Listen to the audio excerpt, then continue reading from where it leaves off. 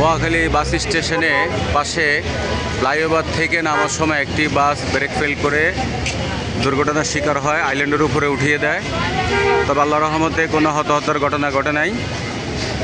একটি গাড়ির সাথে লেগে গাড়ির কিছুটা বিচ্ছিন্ন হয়ে যায়, কিছুটা গাড়ি নষ্ট হয়, প্রচুর জ্যাম লেগেছে আজকে মহাখালী বাস স্টেশনের পাশে। এই দেখতে পাচ্ছেন প্রচুর মানুষের ভিড়, আজকে জ্যাম লেগে গেছে। পুলিশ বাহিনী চলে আসছে তাদের লরি নিয়ে গাড়িটিকে উদ্ধার করার জন্য কাজ চলছে। এই যে দেখতে পাচ্ছেন আইল্যান্ডের উপরে উঠিয়ে দিয়েছে বাসটি। এটি হচ্ছে মূলত ফ্লাইওভার এলিভেটর এক্সপ্রেস দিয়ে আসার সময় দুর্ঘটনার শিকার হন। এই যে উদ্ধার কাজ চলছে, প্রচুর মানুষের ভিড়, প্রচুর জ্যাম লেগে গেছে আজকে রাস্তাঘাটে, দেখতে পাচ্ছেন।